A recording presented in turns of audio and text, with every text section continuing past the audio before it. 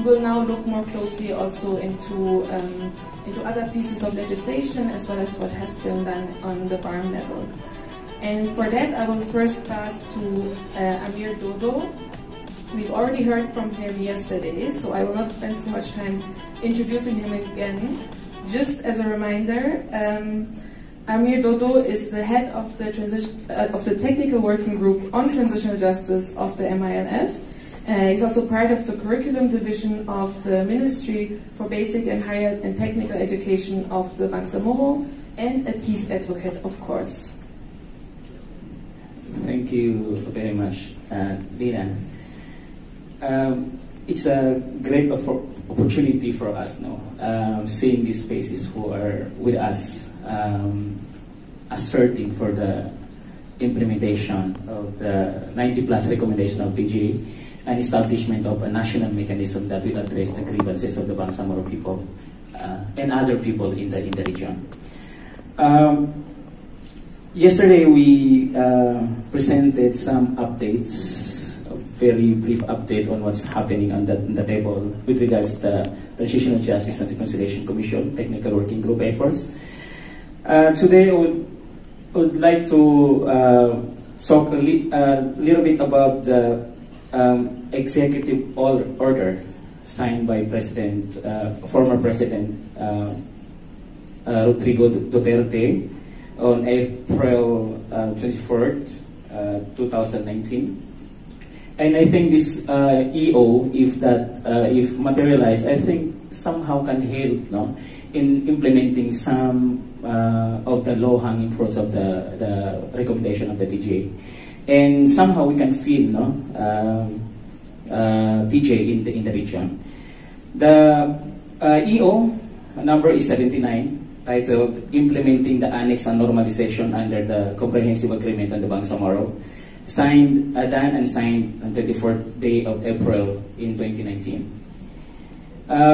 Basically, the order was recently updated by the current administration, by President Bongbong Marcos Jr.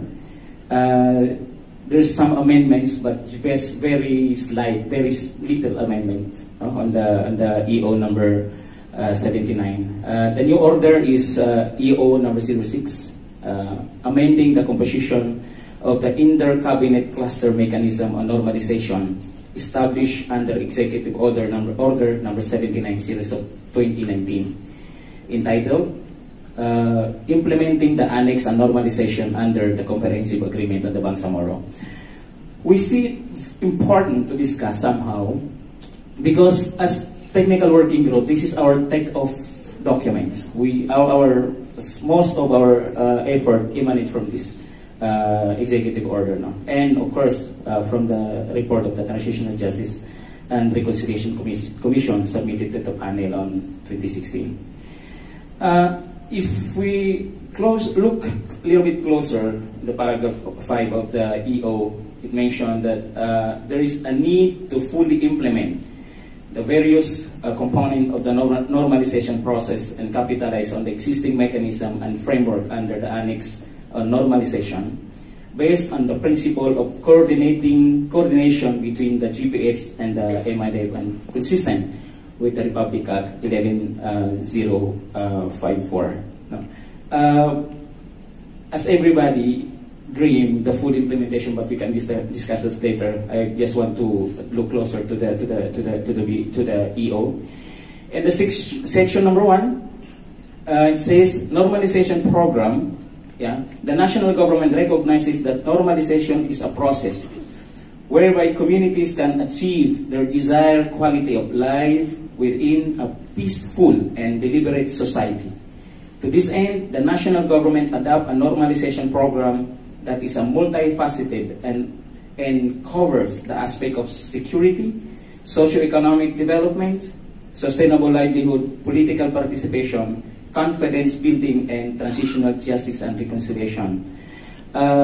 It's very clear. The mention of transitional justice in the EO is very clear, and And when we talk about this provision, the direction is towards healing and national healing and reconciliation, because sometimes people are asking, what is your plan? What is the game plan?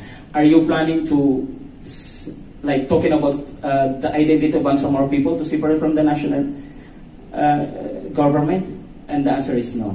The effort is towards strengthening national healing and reconciliation. And in the section 2, the creation of the Inter-Cabinet Cluster Mechanism on Normalization, or the ICCMA, is hereby formally established to ensure timely, appropriate, and efficient delivery of the normalization program, of course, including the Transitional Justice and Reconciliation Commission.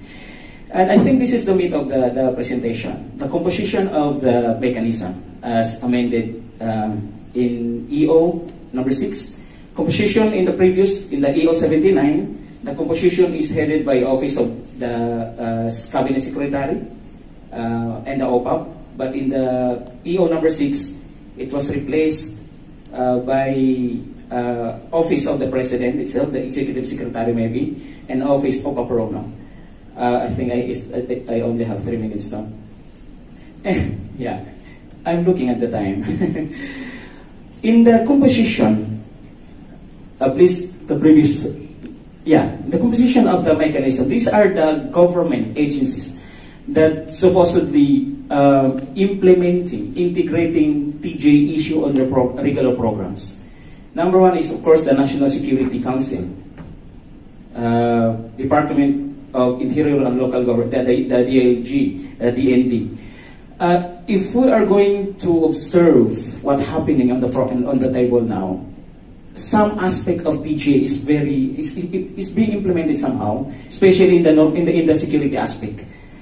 I think the commissioning is taking too fast now, but other component of the normalization is not moving. No? Integration of historical materials, Bangsamoro history in the curriculum in the national government is not yet moving. And I think the Department of Education have very crucial role, no? Especially in the aspect of historical injustices committed against the Bangsamoro people. The claims of the Bangsamoro people of being isolated or not be part of the national narrative is very concrete, and it should be addressed by integrating those history, recognizing the role of Bangsamoro in the nation building in the Philippines. There are so many histories that about the heroism of the Bangsamoro people, about the participation of the Bangsamoro people in nation building of the Philippine government, but never been part of the Philippine history. For example, the very concrete example here in Davao City, the heroism of Dato Bago here in Davao City. When Uyang Goril, which is now very popular here in Davao City, was recognized, no? When one invade Davao City, and the Kagan people fought against him, and led by Dato Bago, and they defeated Uyang Goril. But where is Dato Bago here in Davao? And another side of the coin, in the history of Bangsamoro, when we heard Moro people in the history of the Philippines, they are always the bad guys, the pirates, the terrorists, everything, no? All the bad connotations linked to the Bangsamoro identity whenever mentioned in the history. But actually, that's something degrading. That's something that degrade the Bangsamoro people. Sometimes even the Bangsamoro people are hesitant to accept their identity as Bangsamoro people. Once upon a time, people in the Bangsamoro lose their identity, and even our elders before, they don't want to call themselves as Bangsamoro. But if we go back to the history, no, we don't have that culture of terrorism. We don't have that culture of pirates, no, in the Bangsamoro. Even the Rito that is now being connected to the Bangsamoro as part of their culture, that is not our culture. Long before the coming of many people in this island, Our culture is trading, and we have system of governance here. The relationship is very good, healthy between people, and the war, the armed conflict was only introduced in 1521, when foreign countries, during the time of colonization. When the time of Raja, if we go back to the history, the Raja system of in the Bangsamoro, you cannot hear about the Rito. You cannot armed conflict. And even our ancestors, if you visit the villages of the Bangsamoro people, Bangsamoro communities, you see hospitality, you see respect. You cannot just stay there, sit down while people are eating. They will really drag you and invite you on the table and join the meal. So that's the culture of Bangsamoro people. But you cannot see that everywhere. Even I'm very happy to see media people this morning who have this perspective of the good aspect of the Bangsamoro people. That should be promoted now. And I think this agency, if we go back to the composition of the ICCMN, if each of these agency did their mandates, I think there's something happening now in the ground. Why waiting for the establishment of the national mechanism? So, and of course, this agency is very powerful. They have the power to come up with policy guidelines for the specific agency to implement TG recommendation that specific to their agencies now. And it will exist until the exit agreement, actually. So it means the ICCMN currently is very active. And I don't know how many of them is doing their function when it comes to the TJ issues. In the BARMM issue, in the case of BARMM, we in the Ministry of Basic Higher and Technical Education, we started to integrate history, culture, identity, culture, and history of Moro and indigenous people in our curriculum, in partnership with the University of the Philippines.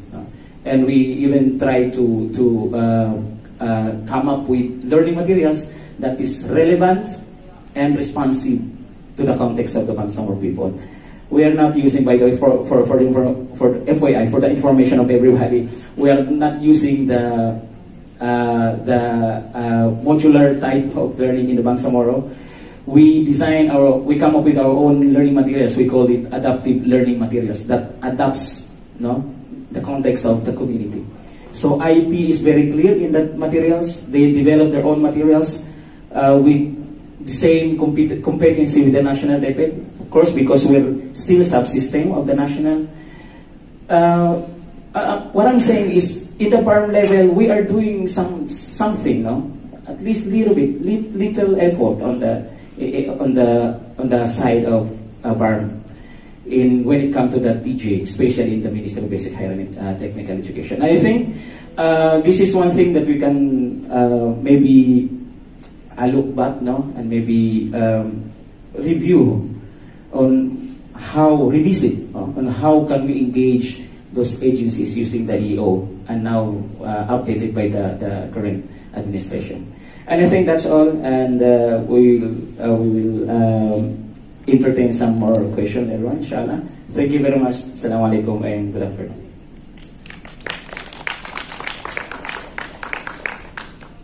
Thank you so much, Amir Dodo, for this presentation, also for reminding us of the potential. So Attorney Cecilia Jimenez Demery is a human rights and international humanitarian lawyer specializing in migration, transitional justice, and prevention of torture, among others.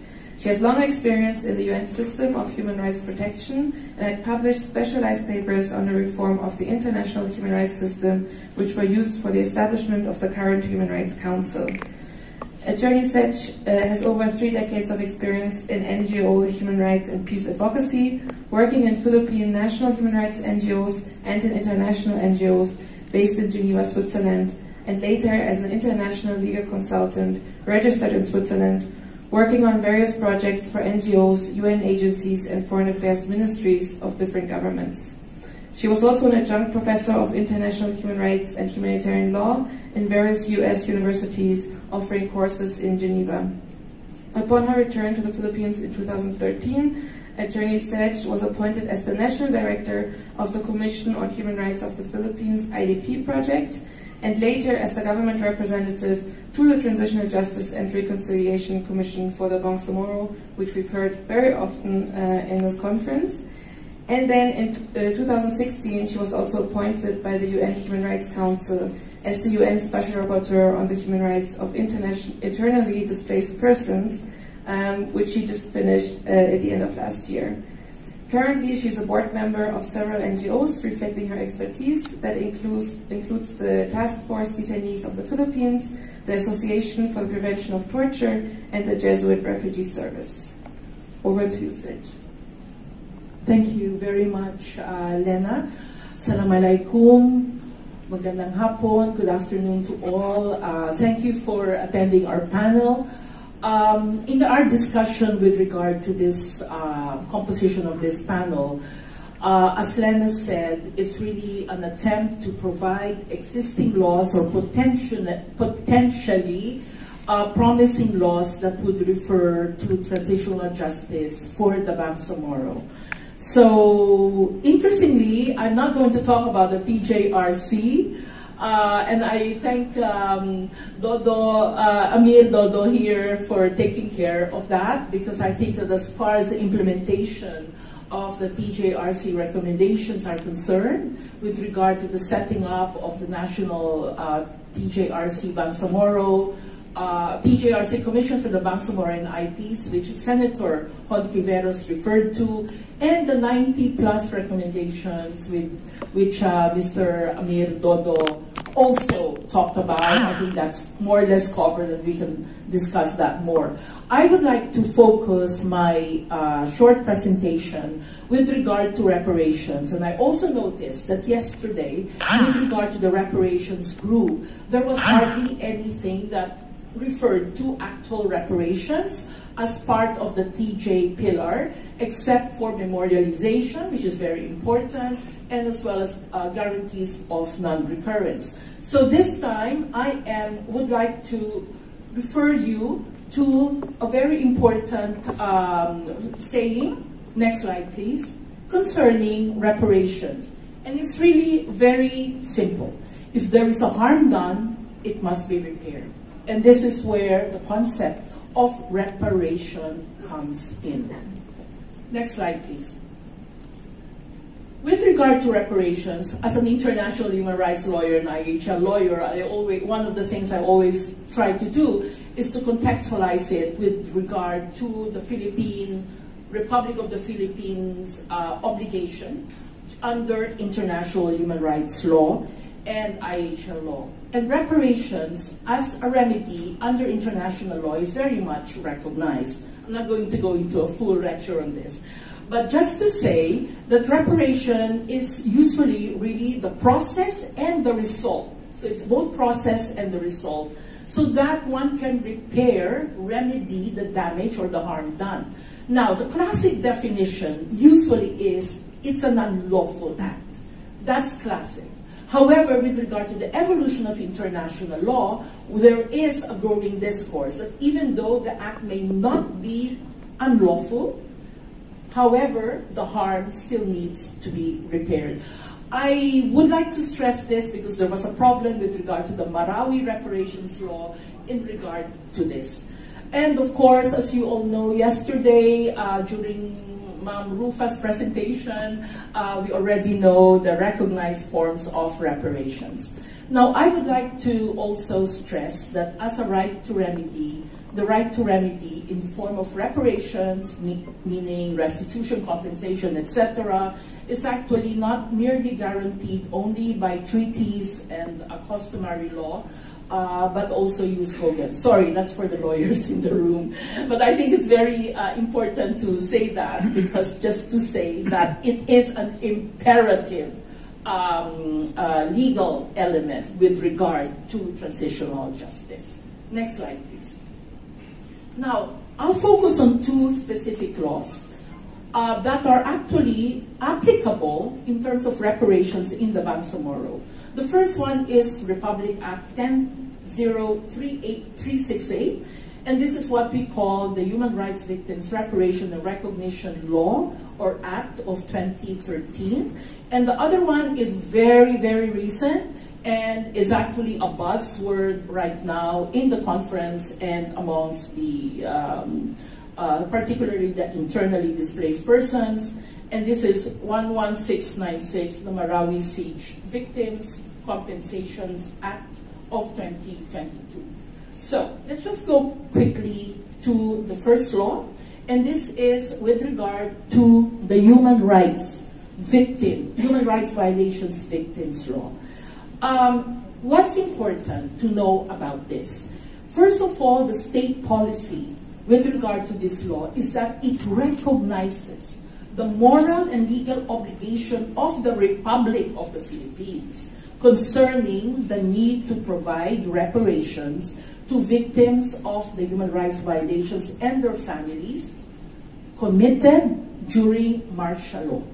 This is very clear. There is actually a very set time. So before that, only 1 month. After that, 1 month after. But if it's way, way before that or way, way after, like 1987, this law does not cover that because it focuses on the human rights violations and atrocities that occurred during the martial law period.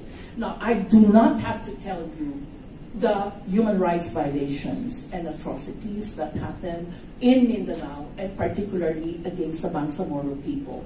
And in fact, the TJRC report covers that a lot, particularly with regard to the human rights violations element that I led in terms of an expert working group when I was in the TJRC.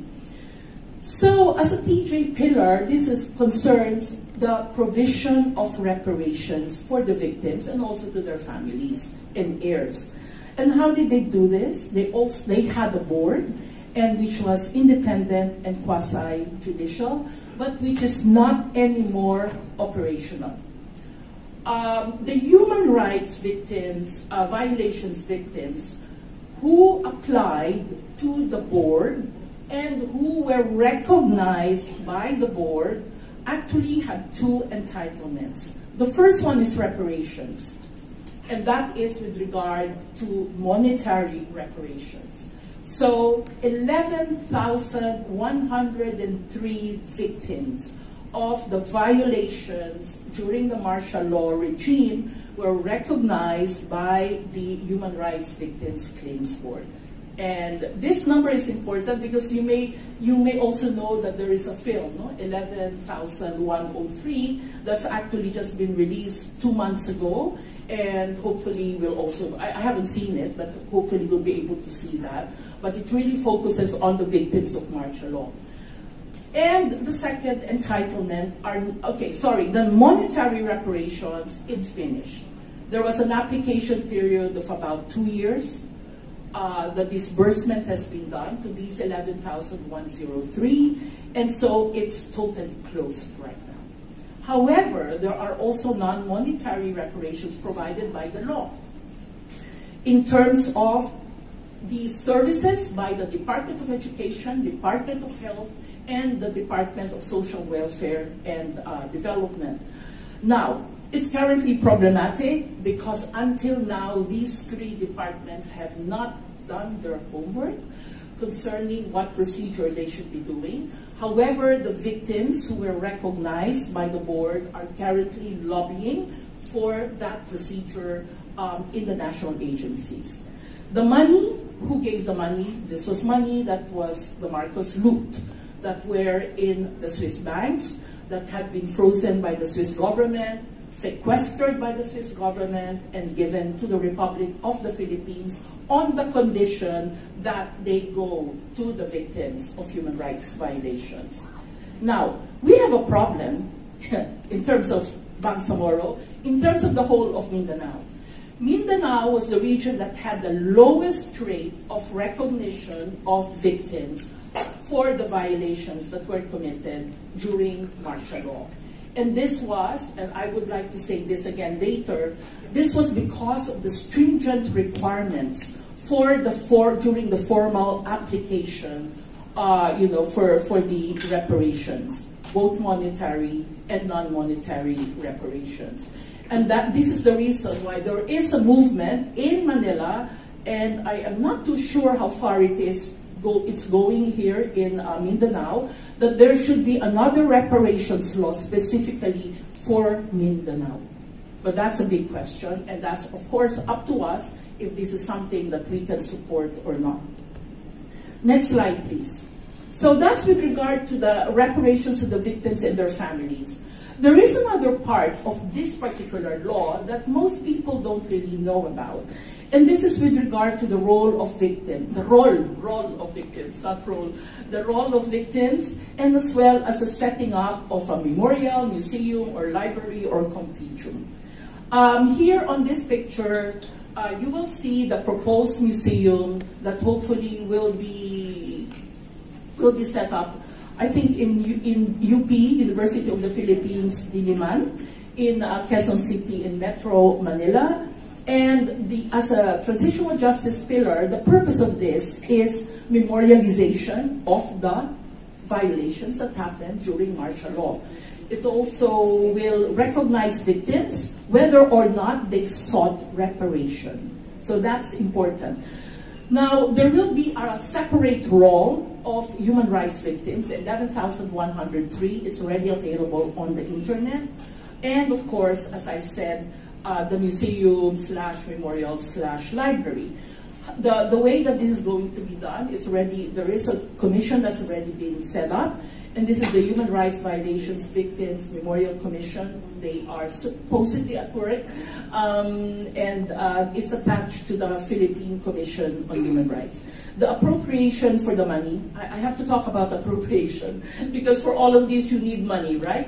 So the appropriation for this is the interest from the capital of the sequestered money from the Marcos loot in Switzerland that are with us right now. Okay, so that's the first law that I wanted to bring your attention to. And the reason is that even though the monetary reparations are finished and done, and actually there is right now a movement to have a new reparations law specifically for Mindanao. And nevertheless, there are also ongoing efforts concerning the non-monetary reparations. And this is, of course, relevant to those victims in Mindanao who were recognized, and as well as the museum. The second law that I would like to bring to your attention is, of course, what we call the Marawi Siege Law 2017. It was only adopted last year. And this is with regard to the respect for human rights and particularly internally displaced persons. Now, IDPs have been coming up a lot during this discussion. And as a former special rapporteur on IDPs, I would like to really continually assert that even as IDPs, it's not merely a humanitarian issue, it's a human rights issue. And in fact, my very first report, thematic report, to the UN General Assembly in 2017 was actually transitional justice and internal displacement. For me, it is very clear, IDPs should always be part of transitional justice. Now, this law that we have in the Philippines, the Marawi Siege Law, the geographical coverage are 24 barangays plus 8 barangays who were affected by the Marawi Siege. And as a TJ pillar, it's supposed to be reparations for IDPs of the Marawi Siege. There is a Marawi Compensation Board for monetary claims, which is also independent and quasi-judicial. And there will be two entitlements. One is monetary compensation for owners and heirs of land and property that were damaged or affected by the siege and by the Marawi Rehabilitation Plan. And this will be determined by the board. Second, there is supposed to be, I'm saying supposed because it's all quite new, there is supposed to be rights and protection and programs for rehabilitation and treatment that should be implemented by the Bangsamoro government and the national agencies. Appropriation for now are comes from the National Disaster Reduction Fund, and thereafter the fund should be appropriated. Next slide, please. Who is the Marawi Compensation Board? There is one, the chair, I think you know very well. It's Attorney Maysara Adamdamun Latif, who used to be a BTA member. And so she's the chair, and there are 8 other members. They're all, I think, all from the Bangsamoro. So they were appointed only last month, not even 1 month yet. And the Bangsamoro Transitional Authority has already expressed gratitude for the appointment of the board and congratulating the members thereof. What's the nature of the board? It's supposed to be independent and quasi-judicial, and its task is to evaluate, to receive, evaluate, process, investigate, and approve, decide on applications. Yes or no, why, and how much. So I was just talking to Attorney Adamdamun Latif yesterday, and she told me that they will be hope to implement, as per the law, the implementing rules and regulations within 60 days, and that will be by April. So it's really quite new. And part of that is, of the IRR, are the development of procedures for the awarding of monetary compensation to rightful claimants. That's according to the law. Term of the board will be 5 years from the effectivity of the IRR. And the filing of claims will only be for 1 year from the effectivity of the IRR, whenever that will be. It's going to be this year and only 1 year. So that will be very important, of course, to those IDPs who would like to claim. Next slide, last slide, issues to be considered, and we can talk more about this. I would like to stress that both of these laws were pushed on people's initiatives. Different groups, the government did not support it, the international community had very little to say about it. So for me, as a lawyer, that's very interesting because it really came from the victims. Second, though, scope of both laws are very limited. As Professor Rufa said yesterday, there is no truth element into it. None. Or hardly. Okay? And certainly no justice pillar in it. It really focuses on the TJ pillar of reparations. Third, I think that there are many lessons to be learned from the HRVV claims procedures, especially for Mindanao. Fourth, there is a need for enhanced inclusivity with regard to ensuring the stakeholders are involved in the consultations and getting their voices in.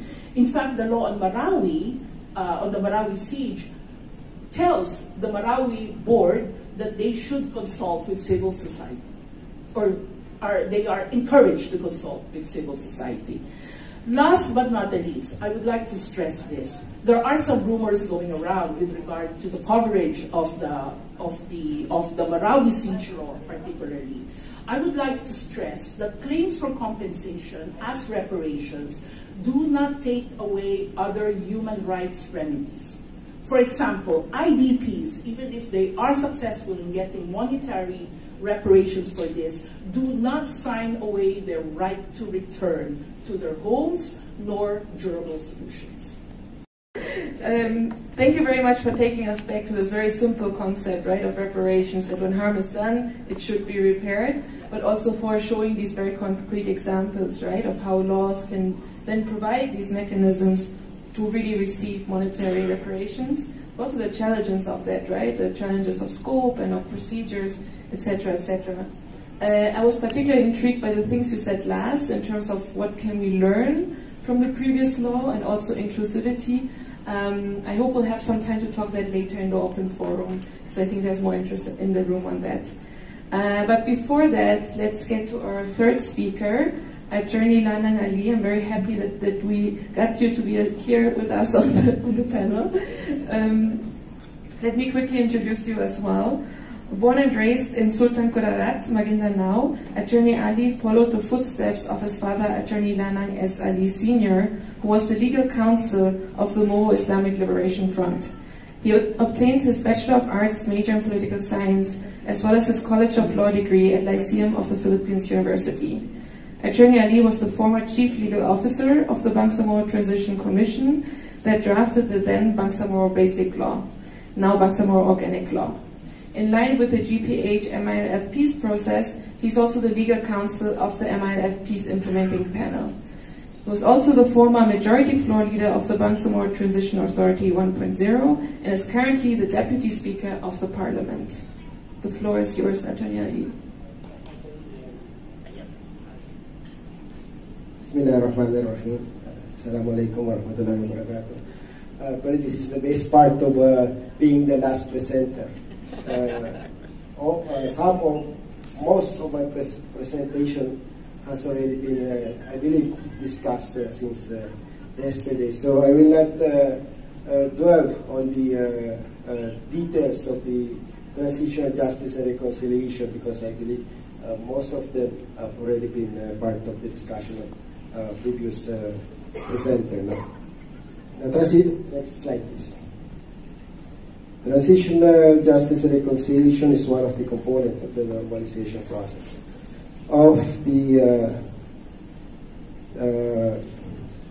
Comprehensive Agreement on the Bangsamoro Annex to Normalization, signed by DPH-MILF on January 25, 2014, because we have learned in our engagement with the international friends of the peace process that the last part of the implementation of the peace agreement is the transitional justice and reconciliation, as there is no complete peace agreement, implementation of peace agreement, where there is no transitional justice and reconciliation, because this is the part of the implementation of the peace agreement where there is a healing and reconciliation process among the stakeholders who are the victims of the previous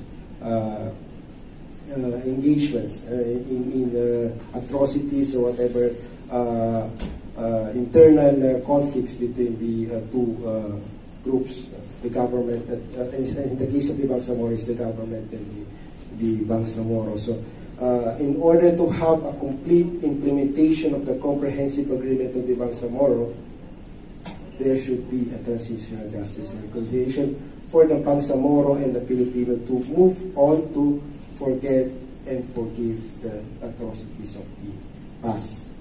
Now, of course, the objective of the transitional justice and reconciliation is to address the legitimate grievances of the Bangsamoro, to correct historical injustice, and to address human rights violations. Now, I will like to jump on the slide number 4, I believe.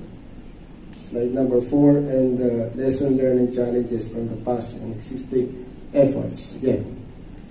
Many good initiatives, but did not contribute to change perceptions, because number one is ineffective in addressing the root cause of violence. Second is isolated measures instead of a holistic strategy. And third is failed to draw a line between before and after, and of course the lack of support of constituents. Next slide, please. Now, in order to address this lesson learned, the comprehensive agreement of the Bangsamoro suggests the creation of a national mechanism, which is the National Transitional Justice and Reconciliation, to bring the truth and the historical memory, to solve the land disposition, and to immunity and the healing and reconciliations. Next. Now, this, in order to achieve the full implementation of transitional justice and reconciliation, there should have a holistic approach to be implemented by the Office of the President of the National Government, the executive line agencies, the Bangsamoro Transition Authority, the Philippine Congress and civil societies organizations. Now, on the next slide, please.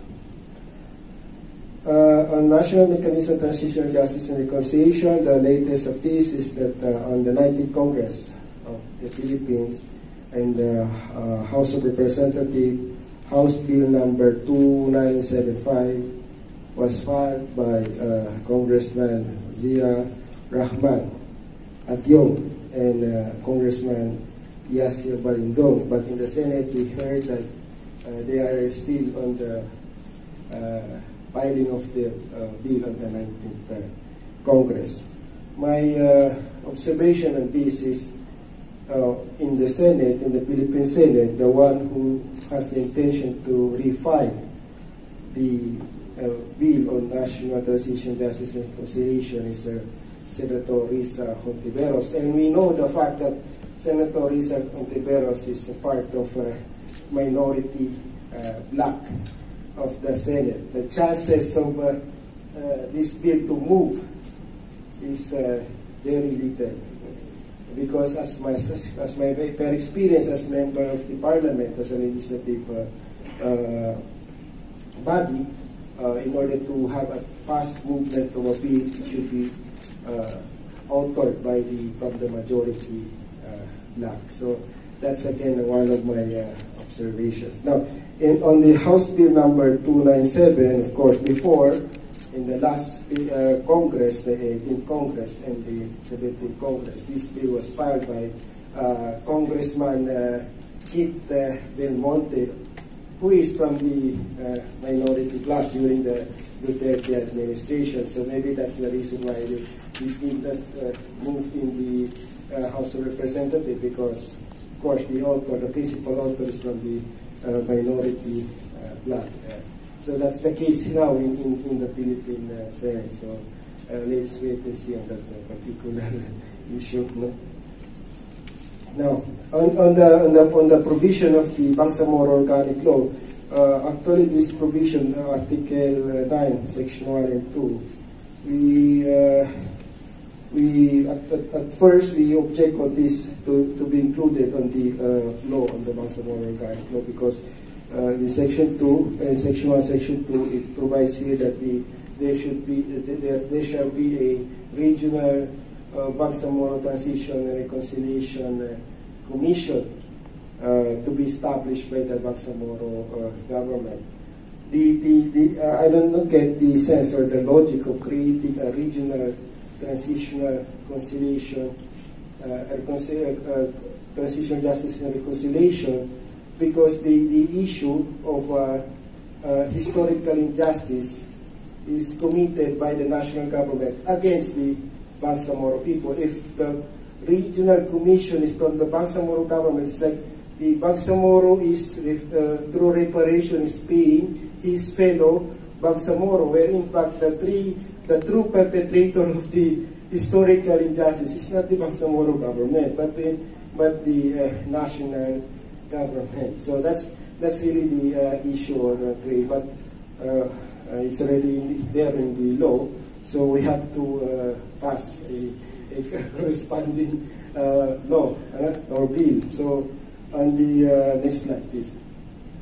We already filed a BTA Parliament Bill number 25, and the principal author of this is Deputy Speaker MP Attorney Liza Lamia, and that's stating the Regional Transitional Justice and Reconciliation Program, creating Regional Transitional Justice and Reconciliation Commission for the Bangsamoro and appropriating funds therefore. But be that as it may, we are hoping that although the chance is very little, only just for me, to pass a national reconciliation and national transitional justice and reconciliation commission. Next slide, please. The issues and concern, we can add so much of this. And the first is on the process of enacting the National Transition Justice and Reconciliation, including the drafting of the bill.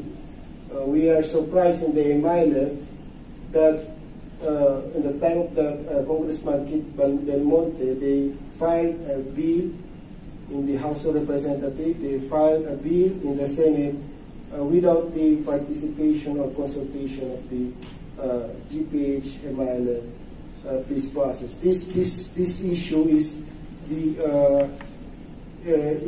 brought by the signing of the comprehensive agreement on the Bangsamoro. And the principal party of this final peace agreement is the government of the Philippines and the MILF. No? There will be no Transitional Justice and Reconciliation Commission if not for the comprehensive agreement on the Bangsamoro. So, in the drafting, in the process of legislating this law, the MILF and the OPAP-PRO shall be consulted first, no? Because this is a matter of for the Bangsamoro. Number two is Transitional Justice and Reconciliation is a national. So the solution should be from the national, and the beneficiary should be the Bangsamoro, no? Not the Bangsamoro or the Bangsamoro or his fellow Bangsamoro. Who committed the atrocities? Who committed the violation of the human rights? Who committed the land disposition against the Bangsamoro? It is the national government as against the Bangsamoro government. Right. And the last is where the funds come from. No? There are some public officers suggest that it should be from the Black Grant. Oh, no. No, it should be from the national government paying money plus reparation for the Bangsamoro, people who are the victims of human rights violation.